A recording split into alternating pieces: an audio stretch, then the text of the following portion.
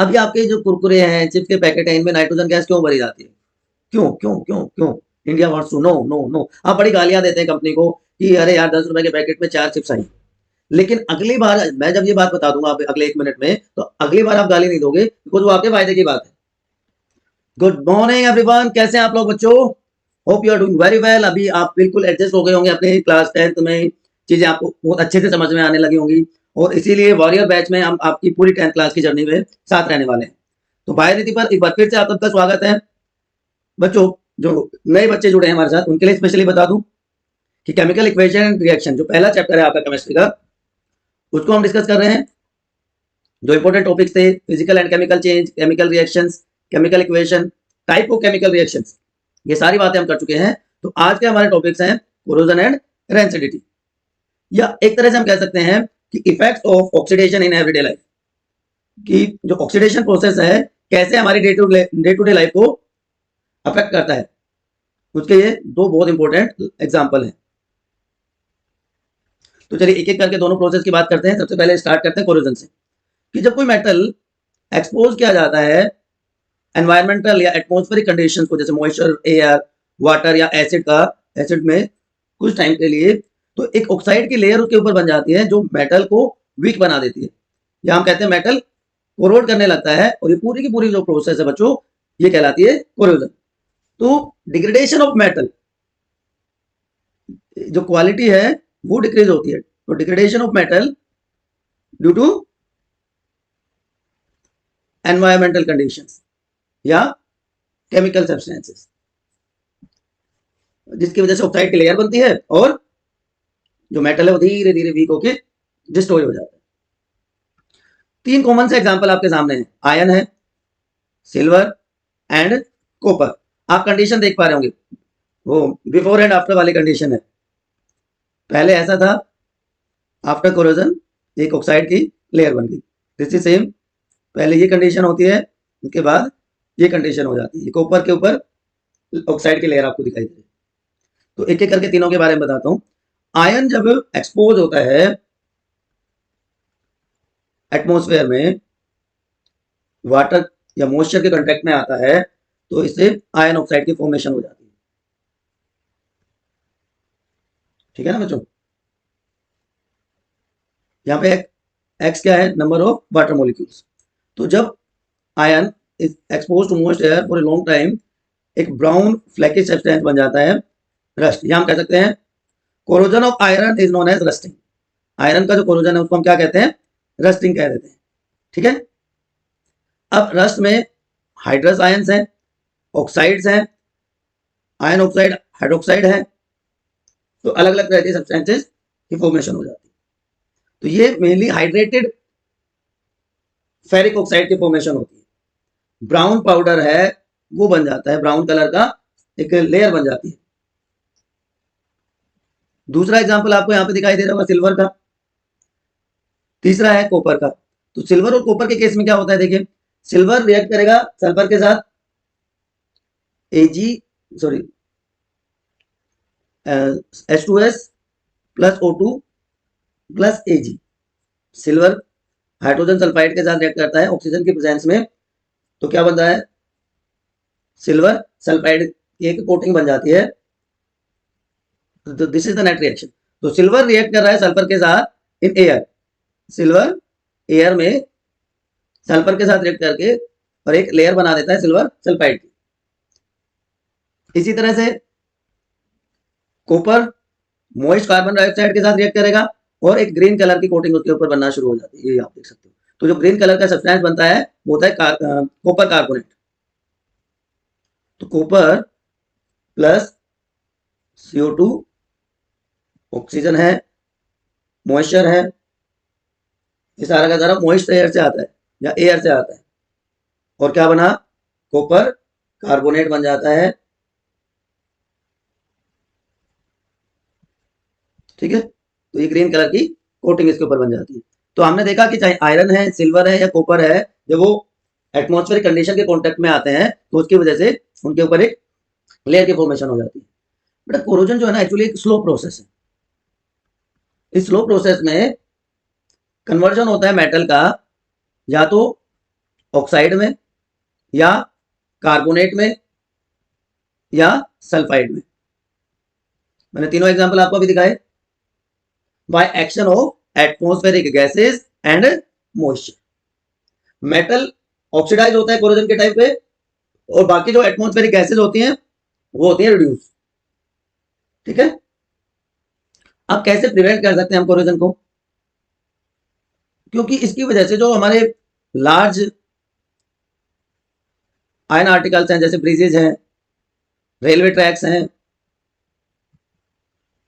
और बड़े मोन्यूमेंट्स हैं, तो वो उनको बहुत बड़ा नुकसान होता है। और हर साल रेलवे डिपार्टमेंट को, ब्रिजेज को, रोड ट्रांसपोर्ट के लिए एक बहुत बड़ी कीमत चुकानी पड़ती है, और उससे बहुत मेजर एक्सीडेंट्स भी हो जाते हैं। तो कोरोजन का causes huge amount of loss every year. तो कई सारे मेथड्स हैं जिनके हेल्प से हम उनको रोक सकते हैं, जैसे पेंटिंग हो गया, ग्रीसिंग हो गया, फॉइलिंग हो गया, galvanization, chrome plating, anodizing and alloys बना के। तो थोड़ा सा इसके बारे में भी आइडिया देता हूँ आपको। तो सबसे पहले है पेंटिंग, ग्रीसिंग या ऑयलिंग। देखिए, जो सबसे कॉमन मेथड है वो होता है पेंट कर देना, है ना। तो ये क्या करता है, ये डायरेक्ट कॉन्टैक्ट को रोक देता है between air and iron material. जो मोइस्ट एयर है और जो आयरन मटेरियल है, उसका जो डायरेक्ट कॉन्टैक्ट रोक देता है वो कौन होता है? पेंट। देन ऑयलिंग और ग्रीसिंग जिसको हम कहते हैं, उसमें क्या होगा? ये भी रस्टिंग को रोकते हैं by preventing direct contact, prevent direct contact.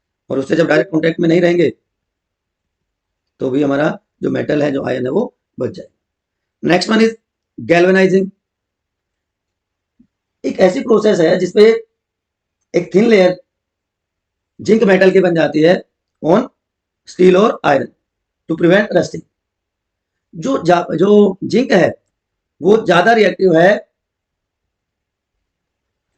तो ज्यादा रिएक्टिव है, वो एटमॉस्फेयर के ऑक्सीजन के साथ रिएक्ट करके जिंक ऑक्साइड बना देगा। ठीक है ना, एक लेयर की फॉर्म में आयरन के ऊपर। और ये आयरन की जिंक ऑक्साइड की लेयर है, वो आयरन को प्रोटेक्ट करेगी। क्यों? उसका ऑक्सीडेशन आयरन से पहले होगा क्योंकि ज्यादा रिएक्टिव है। तो hot dip galvanizing commonly use की जाती है, जिसमें जो आयरन के पार्ट्स होते हैं, आर्टिकल्स होते हैं, उनको जो पिघला हुआ मोल्टन जिंक होता है, गर्म जिंक होता है, उसमें डाल दिया जाता है। तो उनके ऊपर एक लेयर बन जाती है जिंक ऑक्साइड की, और ऑक्सीडेशन भी इसका पहले होगा as compare to iron. Next method is chrome plating. ये बड़ा फैसिनेटिंग सा है, आजकल के बच्चे भी बड़ा क्रोम प्लेटिंग को प्रेफरेंस देते हैं। टिन प्लेटिंग भी की जाती है या क्रोम प्लेटिंग, इसमें आप टिन प्लेटिंग भी लिख सकते हैं क्रोम प्लेटिंग के साथ साथ, या क्रोम प्लेटिंग नॉर्मली हम वर्ड यूज करते हैं, प्लेटिंग सॉरी नॉट प्लेटिंग। बड़ा अट्रैक्टिव सी लगती है हमारी बाइक या हमारी गाड़ियां। देखिए, टिन और क्रोमियम दोनों रेजिस्टेंट हैं इसके कोरोजन की, बोथ आर रेजिस्टेंट। तो क्या होता है कि जो थिन लेयर टिन की बनेगी या जो क्रोमियम मेटल की बनेगी, उसकी वजह से क्या होता है, क्या होगा उसकी वजह से? ये जो हमारे आयरन के आर्टिकल्स हैं, ये कोटिंग से बच जाते हैं, ये व्हाट यू से, ये कोरोजन से बच जाते हैं।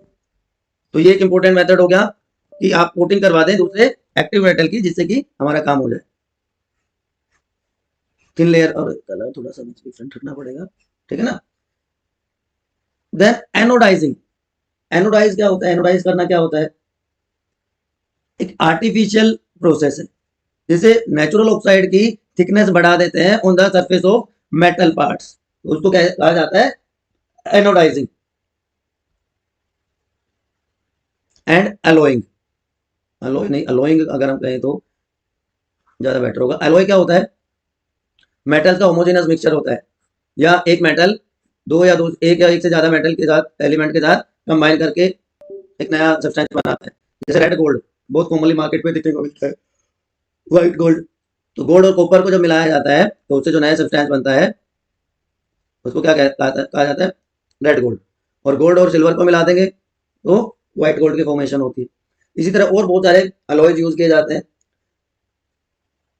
अब आयरन को अगर हम मिक्स करते हैं क्रोमियम और निकल के साथ, आयरन क्रोमियम और निकल, ये तीनों चीजें अगर हमारे पास हैं तो क्या बनेगा? तब बनता है, आगे आएगा, स्टेनलेस स्टील। इसके अलावा सिल्वर प्लस कॉपर से स्टर्लिंग सिल्वर मिलता है। ये इस तरह की जो ज्वेलरी होती है जो वो ज़्यादा एक्सपेंसिव नहीं होती, तो हर कोई इसको अफोर्ड कर सकता है। आयरन और कार्बन को मिला दिया तो क्या बन गया? स्टील बन गया। देखिए स्टील और स्टेनलेस स्टील में फर्क है, यहाँ पे आयरन कॉपर और निकल है, यहाँ पे आयरन और कार्बन का कॉम्बिनेशन है, ठीक है ना। ये है आपका स्टेनलेस स्टील।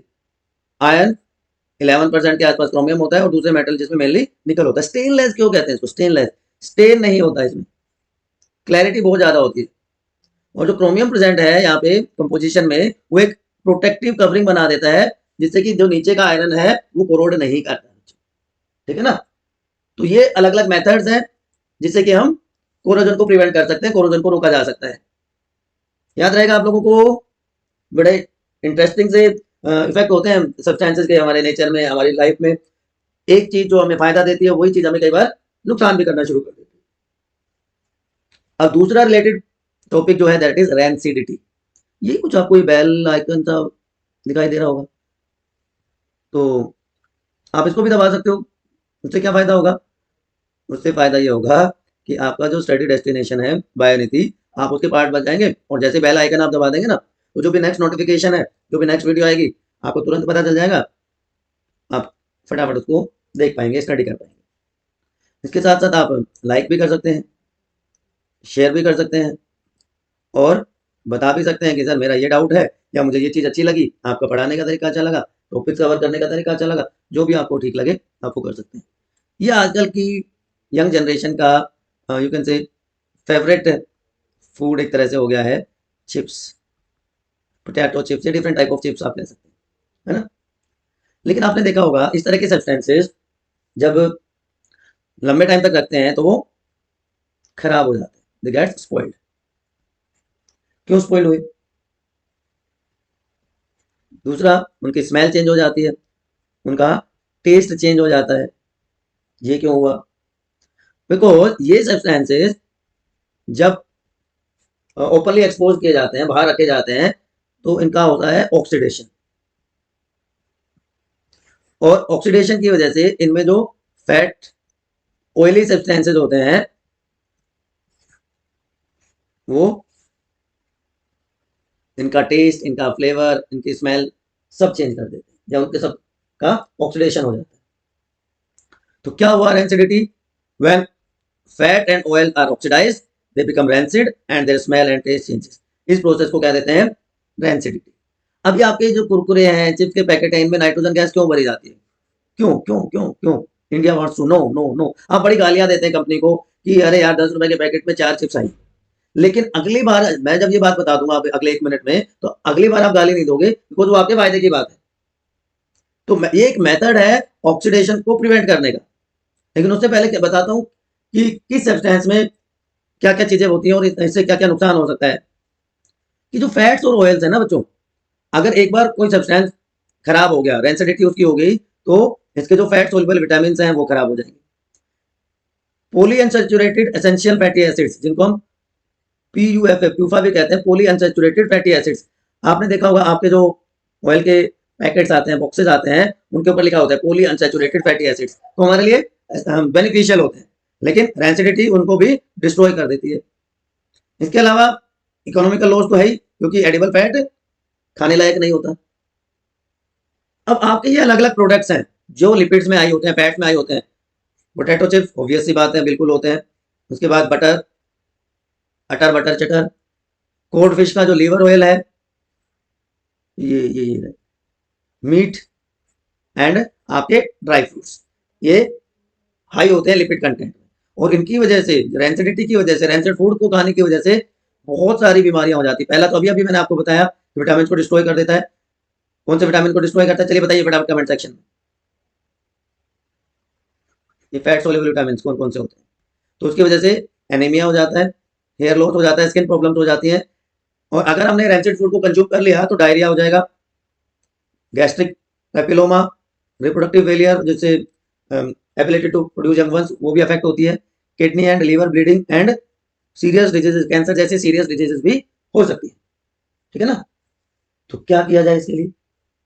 इसके लिए एंटीऑक्सीडेंट्स ऐड किए जाते हैं। एंटीऑक्सीडेंट्स क्या होते हैं? जो ऑक्सीडेशन को रोकें। एंटी और ऑक्सीडेंट, एंटी का मतलब होता है अगेंस्ट, तो ऑक्सीडेशन के अगेंस्ट काम करने वाले। एक बहुत कॉमन एंटीऑक्सीडेंट है BHA, butylated hydroxy anisole, butylated hydroxy anisole, BHA anisole, या सोडियम बेंजोएट, ये इनमें ऐड कर दिए जाते हैं ऑयली और फैटी सब्सटेंसेस में। उसके अलावा क्या कर सकते हैं? तो एक तो पहला मेथड तो क्या हो गया, रेंसिडिटी को रोकने का। देखिए कितने फ्रेश फ्रूट्स हैं, लेकिन ऑक्सीडेटिव स्ट्रेस की वजह से ये बेचारे का क्या हाल हो गया, ये कहाँ आ गए हम।